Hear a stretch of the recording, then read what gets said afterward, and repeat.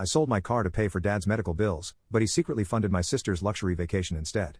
When he fell ill again, he didn't expect me to walk away. The Instagram notification lit up my phone, and my heart dropped into my stomach. There was my sister Marie, cocktail in hand, lounging on a pristine beach in the Maldives. The same sister whose medical bills I'd been told were piling up.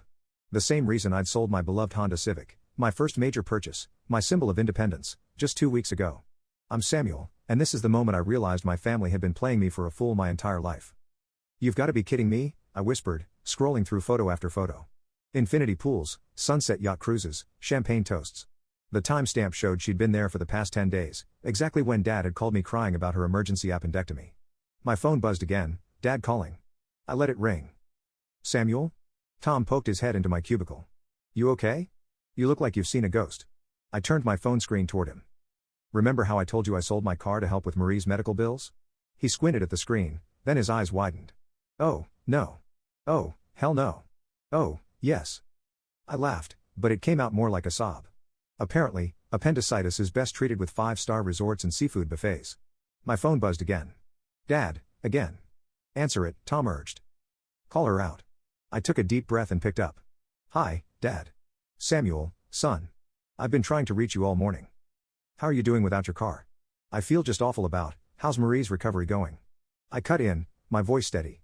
"Oh, she's doing better. The doctor said." "Really?" "Because her Instagram shows her doing just fine in the Maldives for the past 10 days. Silence. "Then, Samuel, son, I can explain." "Save it." My voice cracked. "I sold my car, Dad, because you told me Marie needed emergency surgery, that she couldn't afford the bills, that she might lose her apartment. Well, she was very stressed at work, and you know how she gets." "Stop." I stood up, drawing concerned looks from my coworkers. Lowering my voice, I continued. "I've been taking the bus for 2 hours each way to work. I had to cancel my gym membership to afford it. Meanwhile, she's posting photos of $1,000 champagne bottles. She needed a break, Samuel. You know how hard she works. I'm hanging up now." "Don't be dramatic, son. Family helps family. You've always been the responsible one." "Yeah," I said. "I have been, and you've both used that against me my entire life." I ended the call and blocked his number. Tom touched my arm. "Samuel." My phone lit up with a text from Marie. "Dad's crying. Why are you being such a D?" I showed Tom the message, and he swore under his breath. "Want me to kill her? I know people." That made me laugh. A real one this time. "No. I have a better idea." I opened Instagram and commented on her latest post. "Glad to see my car money is treating you well. Hope the appendicitis cleared up nicely." Within minutes, my phone exploded with notifications. Marie's friends commenting with question marks, Dad calling from different numbers, Marie herself sending increasingly angry texts. "You're going to start a family war," Tom warned, but he was grinning. "No," I said, gathering my things. "I'm going to end one. Can you cover for me? I need to leave early." "Where are you going?" "To the bank. I'm closing our joint account and removing myself as a cosigner on Dad's credit card. Then I'm going to look for a new apartment, one closer to work." "What about your family?" I looked at my phone, now showing a group text from Dad. "Family meeting, tonight, non-negotiable." "They stopped being my family the moment they decided my car was worth less than Marie's vacation," I said, deleting the message. "I'm done being their ATM." As I walked to the bus stop, another notification popped up. This time from Barbara in accounting. "Saw your comment on your sister's post. If you need a ride home, I'm heading your way." I stared at the message for a moment then replied, "Thanks, but I need to learn to stand on my own 2 feet." The bus arrived, and as I climbed aboard, I felt lighter than I had in years. Sometimes losing everything is exactly what you need to find yourself. And I had a feeling this was just the beginning. The banging on my apartment door started at 7 a.m. sharp. I'd been expecting it. Dad always did have a flair for dramatic timing. "Samuel, open this door right now." His voice carried through the thin walls, probably waking my neighbors. I turned up my coffee maker to drown out his voice and continued packing boxes. After yesterday's revelation, I'd spent the night searching for new apartments and found one closer to work. The lease was signed digitally by midnight. "I know you're in there. Your car isn't." "Oh." His voice faltered, probably remembering why exactly my car wasn't in its usual spot. My phone buzzed with Tom's text. "Operation Freedom going okay?" Before I could reply, Marie's voice joined Dad's. "Stop being childish and open the door." I typed back. The dynamic duo showed up. "Doing great. Almost done packing." Walking to the door but not opening it, I called out, "I'm not interested in talking. Please leave before I call the building manager." "You can't just cut us off," Dad's voice cracked. "We're family." "Family doesn't steal from each other," I replied, taping up another box. "Family doesn't lie about medical emergencies." "It wasn't stealing," Marie shouted. "Dad said you offered to help." Help with your supposed appendicitis, not your luxury vacation. I needed that break. You don't understand the pressure I'm under. The pressure? I yanked the door open, making them both step back. Try working 60-hour weeks to make rent. Try taking the bus at 5 a.m. because you sold your car to help your lying family. Try that kind of pressure, Marie. Dad reached for my arm. Son, please. I stepped back. Don't touch me. I've already closed our joint accounts and removed myself from your credit cards. I'm moving out this weekend. This is goodbye. You can't do this to us. Marie's face reddened. Dad needs your help with the bills. Maybe you should have thought about that before spending my car money on cocktails. It wasn't your money once you gave it to us. You're right, I said quietly. It wasn't. Just like I'm not your ATM anymore. My phone buzzed again. Barbara this time. Need help moving? Got a truck and free time?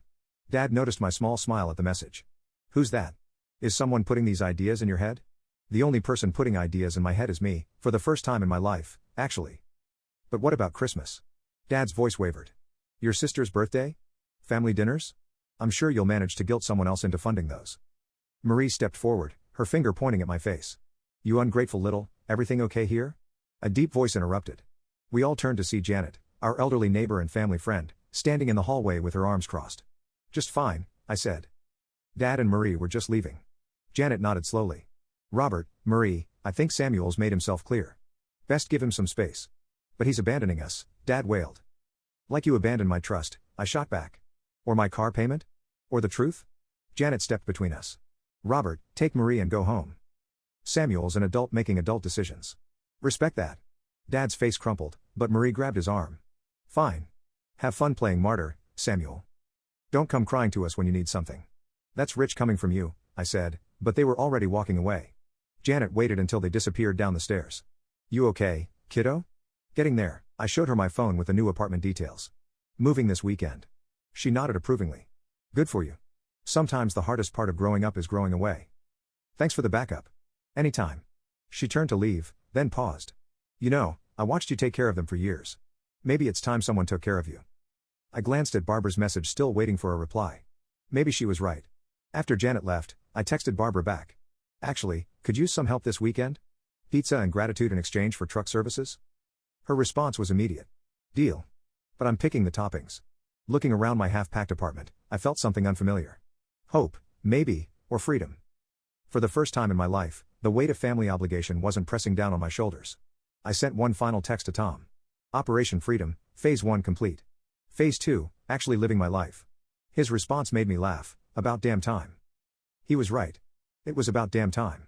So what made you finally snap? Barbara asked, setting down another box in my new apartment. Sunlight streamed through the windows, highlighting the dust motes dancing in the air. You mean besides the luxury resort photos? I wiped sweat from my forehead. 29 years of being the responsible one, the reliable one, the one who always said yes, and now, you're the one who says no. She grinned, collapsing onto my second-hand couch.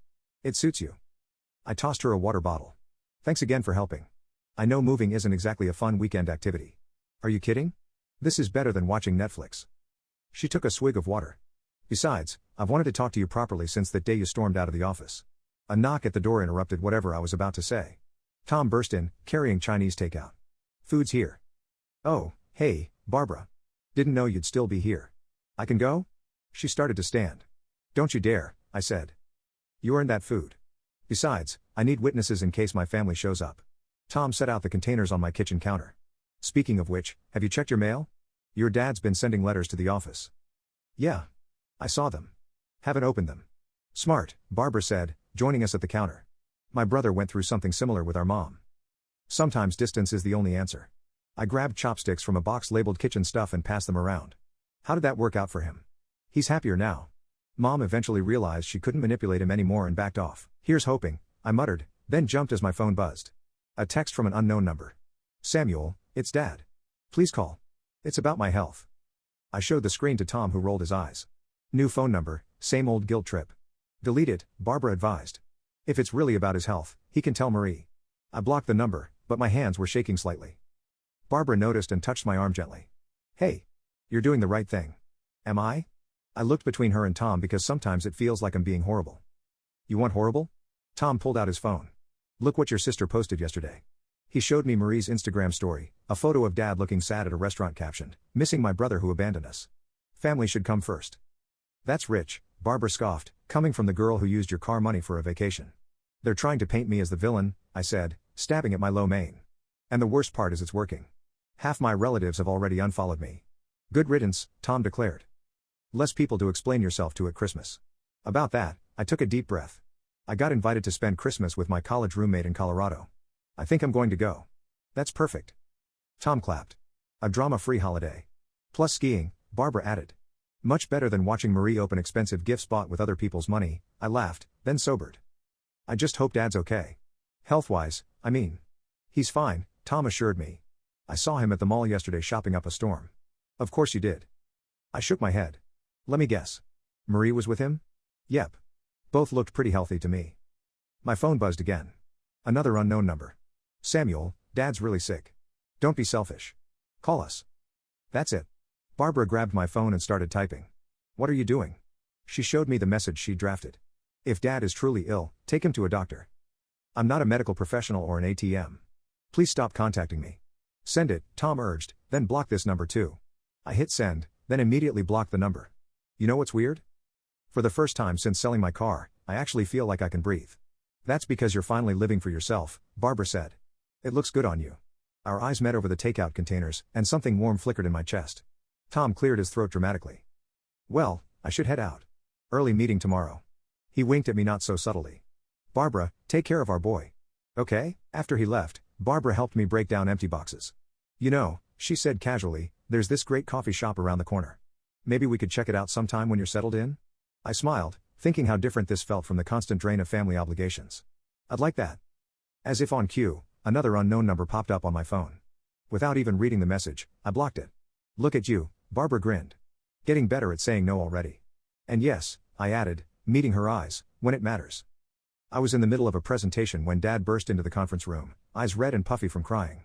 My coworkers froze, all eyes darting between us as I gripped my presentation pointer so tight my knuckles went white. Samuel, please, he sobbed. You have to help us.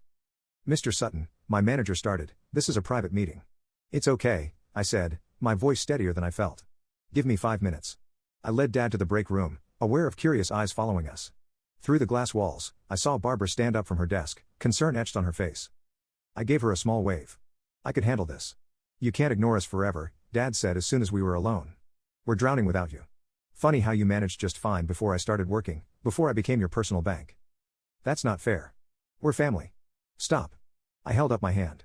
Just tell me why you're here, making a scene at my workplace. He pulled out a stack of papers from his bag, bills, notices, collection letters. Marie lost her job. The credit cards are maxed out. The bank is threatening foreclosure. And this is my problem because we need you. Just a small loan, maybe 10,000. I actually laughed. 10,000? Dad, I don't even have a car anymore. Remember? But your savings are for my future, not Marie's mistakes. I glanced at the bills. Why did she lose her job? He shifted uncomfortably. She had a disagreement with her boss about vacation time. Let me guess. She took unauthorized time off for her Maldives trip? She was stressed. She needed to be an adult and face consequences for once in her life. Just like now. You're being cruel, he whispered. This isn't the son I raised. No. It's not. The son you raised would have emptied his accounts by now, would have sacrificed everything to bail you out. Again. A knock on the break room door made us both turn. Barbara stood there with Tom. Everything okay? Tom asked. We could hear voices. Dad's eyes narrowed. Are these the people who turned you against us? No, Dad. These are the people who helped me see how toxic you are. I moved toward the door. I have to get back to my presentation. Samuel, please just listen, I think you should leave, Barbara said firmly, before security gets involved. Dad gathered his papers, tears starting again. When did you become so heartless? When I realized my heart was the only thing I had left after you and Marie took everything else. After he left, Tom hugged me tight. You okay? No, I admitted. But I will be. Want me to finish your presentation? He offered. I shook my head. I need to do this. Show everyone I'm professional despite that. I'll get you coffee after, Barbara said. You look like you could use it. Back in the conference room, I apologized for the interruption and continued as if nothing had happened. But as I wrapped up, I overheard 2 colleagues whispering, did you hear?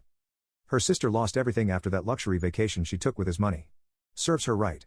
My brother said he saw her at the mall yesterday, trying to return thousands in designer clothes. I packed up my laptop, pretending not to hear, but a small part of me felt vindicated. Karma was finally catching up. Barbara was waiting by my desk. Ready for that coffee? Actually, I hesitated. Can we get something stronger? I think I need a drink. I know just the place. At the bar, after my first glass of wine, I checked my phone. 3 missed calls from Marie, 1 voicemail. You think you're so much better than us now? Dad's a mess because of you. I had to move back home because of you. I hope you're happy with yourself, you selfish. I deleted it before it finished. You know what's ironic? I told Barbara. They keep saying I abandoned them, but they're the ones who never showed up for me. Not once. She reached across the table and squeezed my hand. Their loss. Yeah. I said, squeezing back. Their loss. My phone buzzed again. A text from Janet. Saw your father today. Don't worry about his dramatics. You're doing the right thing. I showed Barbara the message, and she smiled. Smart woman, that Janet. Smart enough to see what took me 29 years to figure out. Better late than never, she said, raising her glass. To boundaries, I clinked my glass against hers. To boundaries, and to finally enforcing them. Janet showed up at my door on a rainy Sunday morning holding 2 cups of coffee and wearing a grim expression. Got a minute, kiddo? For coffee? Always. I let her in, noting how she seemed to be choosing her words carefully. What's wrong? Saw your father yesterday, she said, settling onto my couch at the hospital. My stomach dropped. Is he okay? Panic attack. They kept him overnight for observation. She handed me a coffee. Marie wasn't there. Apparently, she was too busy trying to pawn her designer watches. I sipped my coffee to hide my trembling hands. Why are you telling me this? Because you deserve to know the truth, not the manipulated version they're spreading around. She leaned forward. Your father's panic attack happened right after the bank officially started foreclosure proceedings. Let me guess. Because of Marie's spending? Partially. But mainly because he's been paying her rent, car payments, and credit card bills for months, even before your car money went to her vacation. My phone buzzed, Barbara checking in. Still on for lunch? I typed back quickly, rain check? Something came up. Samuel, Janet said gently. I'm not telling you this to make you feel guilty. I'm telling you because you need to understand. This isn't your fault. They were drowning long before you stepped away. But if you hadn't cut them off, they would have dragged you down with them. She pulled out her phone showing me a social media post from Marie from just last night, her at an expensive club, bottles on the table. She posted this while your father was in the hospital. Of course, she did. I set my coffee down hard enough to slosh it. Why am I not surprised? Because you finally see them clearly. Janet stood up walking to my window. You know, I've known your family for 15 years. Watched you work 3 jobs in college while Marie dropped out of her 4th attempt at community college. Saw you skip vacations to help with bills while she bought designer clothes. Why didn't you say anything? Would you have listened? She turned to face me. Sometimes people need to realize things on their own. My phone buzzed again. Tom this time. 911. Your dad's posting about being in the hospital. Are you okay? I should check on him, I said half standing. Should you? Janet raised an eyebrow. Or is that your guilt talking? Before I could answer, my phone rang. An unknown number. I answered on speaker. Samuel? Marie's voice filled the room. Dad's in the hospital, and you don't even care? He could have died. From a panic attack? About money problems you caused? Oh, so this is my fault now? The foreclosure? The maxed out credit cards? The vacation you took with my car money? Yeah, Marie. It kind of is. You're unbelievable, she spat. Dad needs help with the hospital bills now. The least you could do, the least I could do is nothing, I cut in, which is exactly what I'm going to do. Fine. I hope you can live with yourself when. Janet took the phone. Marie? It's Janet. Instead of guilt-tripping your brother, maybe try selling those watches you were bragging about last week or the designer suits, or maybe just grow up. She hung up and blocked the number before Marie could respond. Thank you, I whispered. Don't thank me yet. She handed me back my phone. The hard part's coming. They're going to escalate. Make you look like the villain. Try to turn everyone against you. They already are. I showed her my father's latest Facebook post. A hospital selfie with the caption, missing my son during this difficult time. Prayer warriors needed. Yes. The social media guilt trip, she chuckled. Your father's specialty. My phone lit up with messages from relatives I hadn't heard from in years, all suddenly concerned about my absence. You know what's funny? I said, blocking numbers one by one. A month ago, this would have broken me. Now it just makes me angry. Good. Janet headed for the door. Anger's better than guilt. Anger means you're healing. Janet? I called as she opened the door. Why are you really here? She paused. Because 15 years ago, I watched a little boy give up his college fund to pay for his sister's 3rd car. Someone should have stepped in then. I'm stepping in now. After she left, I called Barbara. Rain check canceled. I could really use that lunch. Everything okay? No, I said honestly, but I'm done feeling guilty about that. I'll pick you up in 20, she said. And, Samuel, I'm proud of you. 3 simple words, but they meant more than all my family's manipulative messages combined. Sometimes the family you choose is better than the family you're born into. The hospital corridor felt longer than it should have. Tom squeezed my hand as we approached the information desk where a nurse directed us to room 304. You don't have to do this, Tom reminded me. I know, but I need to see for myself. We found Dad asleep, looking smaller than I remembered in the hospital bed. Marie wasn't there. Surprise. Surprise. But she'd left her mark. Designer shopping bags cluttered the corner of the room. Seriously? Tom whispered, pointing at the bags. She's in the hospital, and she's still shopping? Dad's eyes fluttered open. Samuel? You came. Just to check on you, I said, staying near the door. Janet told me what happened. The doctors say it's stress. He reached for my hand, but I didn't move closer. If you just help with some of the bills, Dad, I cut him off. I can see the shopping bags. He glanced at the corner and flushed. Your sister needed nothing in those bags. I pulled out my phone and showed him Marie's latest Instagram story, her at a club last night, caption reading, "Can't keep a good woman down." She's dealing with this in her own way, he defended. While you're in the hospital? Tom interjected. That's cold even for her. Don't judge her. Samuel, tell your friend to what? Point out the obvious? I stepped closer to the bed. You're in here because of panic attacks over money while she's out partying with what's left of it. She promised to pay it back. Like she promised to pay me back for my car? A nurse appeared in the doorway. Everything okay in here? Your blood pressure's rising, Mr. Sutton. We're leaving, I said. I just needed to see something for myself. Samuel, please. Dad grabbed my wrist. I know I made mistakes, but I'm sick. I need you. No. You need someone to enable you and Marie. That's not me anymore. As if on cue, Marie burst into the room, reeking of alcohol. Well, look who finally showed up. And look who's drunk at noon, Tom muttered. You got something to say? Marie stepped toward him, but I moved between them. Back off, Marie. Or what? You'll abandon us again? She laughed bitterly. Too late for that, bro. Ma'am, the nurse intervened. If you can't calm down, I'll have to ask you to leave. It's fine, I said. We're going. Yeah. Run away, Marie called after us. That's what you're good at. I stopped at the door. You know what I'm actually good at, Marie? Taking care of myself. You should try it sometime. In the hallway, my phone buzzed with a text from Barbara. How's it going? Can you meet us at the corner cafe? I typed back. Need friendly faces right now.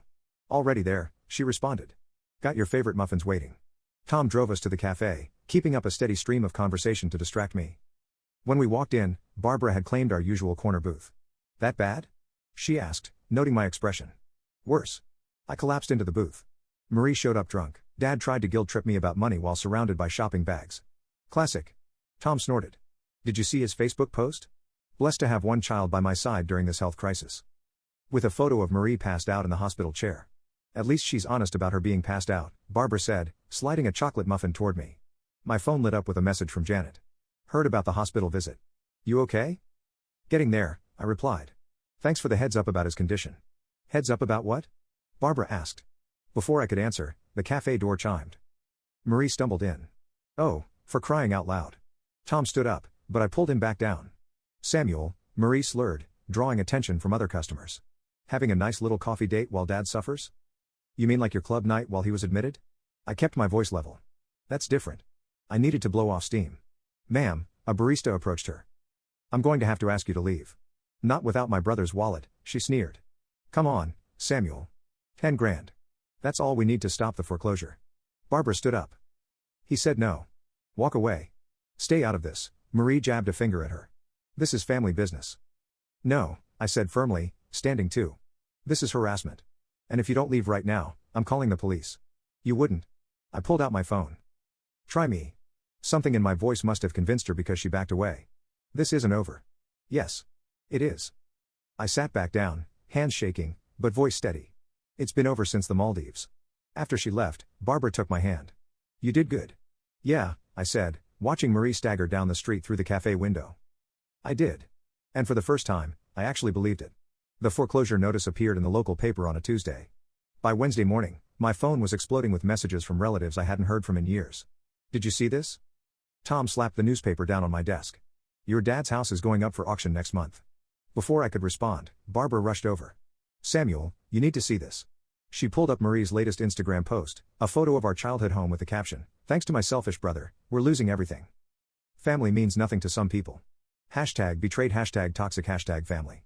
She's got some nerve, Tom growled. My phone rang. Uncle Larry this time. I declined the call and turned to Barbara. Remember that coffee date we kept postponing? Wanna go now? In the middle of work? I can't be here right now. She grabbed her keys without hesitation. Let's go. At the coffee shop around the corner, I finally looked at my messages. Most were variations of how could you let this happen and your poor father. But one caught my eye from Janet. Your father is at my house. Marie's nowhere to be found. Thought you should know. Of course, she's not there, I muttered, showing Barbara the message. Probably off buying more designer clothes while Dad loses his house. Actually, Barbara pulled out her phone. According to her Instagram stories, she's at some resort in Miami right now. What? I grabbed her phone. Sure enough, there was Marie, poolside with cocktails. How is she affording this? Probably with whatever's left of your car money, she said gently. My phone buzzed again, Dad calling from Janet's phone. After a moment's hesitation, I answered on speaker. Samuel, please come to Janet's. We need to talk. About what? How Marie's in Miami while you're losing the house. Silence then. She said it was a business trip. What business? She lost her job months ago. She's networking, he defended, looking for opportunities. With my money, I said flatly. Again, that's not fair. She's trying to scam more people, to waste more money, to avoid responsibility? Which is it, Dad? You don't understand. No. You don't understand. I hadn't meant to shout, but the words burst out. I sold my car, my independence, to help with supposed medical bills. Instead, that money funded Marie's vacation. Now she's in Miami while you're losing your house, and somehow I'm the bad guy? Samuel, put Janet on the phone. A shuffle, then Janet's voice. Hey, kiddo. Is he really staying with you? Yeah. House's electricity got cut off yesterday. And Marie? Haven't seen her in days. Your father keeps making excuses, but she's living it up in Miami while he's homeless, I finished. Pretty much. I took a deep breath. Take care of him, Janet. I can't do it anymore. After hanging up, I looked at Barbara. Am I a terrible person for refusing to enable them? No. She reached across the table. You're just finally putting yourself first. My phone lit up with a news alert. Someone had shared Marie's post to a local community page. The comments were flooding in. Isn't this the woman who took her brother's car money for a vacation? Yeah. And now she's in Miami while her dad's getting evicted. What a piece of work. Poor brother dodged a bullet getting away from this family. Look. Barbara pointed to one comment from someone who worked at Marie's old company. This woman got fired for stealing company funds after blowing all her brother's money.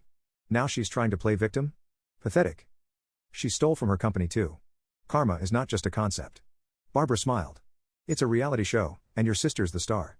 My phone buzzed with another message, this time from Dad's best friend. Just saw Marie's post. Don't worry, honey. We all know the truth. Your father enabled her for years, and now they're both facing consequences. Stay strong, you know what's weird? I said, showing Barbara the message. A few months ago, this would have destroyed me. Now it feels like validation. Because you're finally seeing clearly, and apparently so is everyone else. I looked at Marie's Miami photos again, then at the foreclosure notice. She's really going to let him lose everything while she parties in Miami. That's on her, Barbara said firmly. Not you. My phone buzzed one final time. Tom, your dad's story is all over local Facebook, but plot twist, people are on your side. Even your uncles are dragging Marie in the comments. Justice is sweet. I turned my phone off and looked at Barbara. Want to get out of here? I could use a walk. Lead the way. She smiled, taking my hand. As we left the coffee shop, I realized something. Sometimes the best revenge isn't getting even. It's getting away and letting karma do its job. The auction sign on Dad's front lawn cast long shadows in the setting sun. I sat in Barbara's truck across the street, watching potential buyers walk through my childhood home. You sure you want to be here for this? She asked, squeezing my hand. Before I could answer, Janet's car pulled up. Dad got out looking smaller than ever, followed by Tom. No sign of Marie. She's still in Miami, Tom texted me. Your dad finally blocked her number after she asked for more money yesterday. I showed Barbara the message. Guess rock bottom has a basement. Samuel? Dad's voice made me jump. He stood beside the truck, eyes red but clear. I didn't expect to see you here. Neither did I admitted, rolling down the window. I understand now, he said quietly. Why you walked away. I should have done the same with Marie years ago. Dad, no. Let me finish. He straightened his shoulders. I got the final credit card statement yesterday. Do you know what Marie's last purchase was? A first-class ticket to Dubai while I was sleeping on Janet's couch. Classic Marie, I muttered. I'm sorry, he whispered, about your car, about everything. I know. I'm not asking for money, he added quickly, or forgiveness. I needed you to know that you were right, and I was wrong about so many things. Janet appeared behind him. Robert, the realtor needs you to sign some papers. He nodded then turned back to me. I found a small apartment. Janet helped with the deposit. I'm going to get a job, pay my own way, like you've been doing all along. As he walked away, Tom came to the truck. You okay? Getting there. I watched Dad sign papers with shaking hands. Where is Marie now? According to her Instagram, trying to start a luxury lifestyle consulting business in Dubai? Tom rolled his eyes. With what credentials? Who knows? She'll find new people to scam, Barbara said, but they won't be you. My phone buzzed, a notification that Dad had posted on Facebook for the first time in weeks. Today, I say goodbye to my home of 30 years. I've lost a lot recently, my house, my savings, and my son's respect. But maybe I'm also gaining something, clarity. To my son, Samuel, you saw the truth long before I did. I'm sorry it took losing everything to understand what you've been trying to tell me. I hope someday I can earn back your trust. For now, I'm learning to stand on my own 2 feet. Better late than never. Wow, Tom breathed, reading over my shoulder. That's actually genuine. Yeah, I said, watching Dad hand over the keys to the realtor. It is. What now? Barbara asked. I thought about my new apartment, my growing savings account, the promotion I'd gotten last week, about Barbara's steady presence and Tom's unwavering support, about Janet's wisdom and Dad's belated but sincere awakening. Now we go home, I said. All of us. Even your dad? Tom raised an eyebrow. I'm not ready to let him back in completely, I admitted. But maybe we can get coffee sometimes. Talk about things besides money and Marie. Speaking of Marie, Barbara pointed to her latest Instagram post, a desperate plea for investors in her new venture complete with obvious stock photos and empty promises. Her karma is still playing out. Tom grinned. Dad walked over one last time, clutching a small box. I found these while packing, he said, handing it to me through the window. Inside were photos of me as a kid, winning science fairs, graduating high school, buying my first car. No Marie in sight. You were always the strong one, he said. I just never appreciated it until now. Keep them, I said, passing the box back. For your new place? He hugged the box to his chest, tears spilling over. Thank you. As he walked to Janet's car, Barbara started the truck. Ready? I looked at my old house one last time. The auction sign swayed in the breeze, its sold sticker catching the last rays of sunlight. Yeah, I said. I'm ready. My phone buzzed with a final message from Janet. Proud of you, kiddo. Both of you. And she was right. Dad was finally standing on his own feet. Marie was facing her consequences half a world away. And I was exactly where I needed to be. Hey, Barbara said as we pulled away. Want to go car shopping this weekend? I smiled, watching my old house disappear in the rearview mirror. Actually, yeah. I think it's time. Sometimes the happy ending isn't about fixing everything. It's about finding peace with what can't be fixed and building something new from what remains.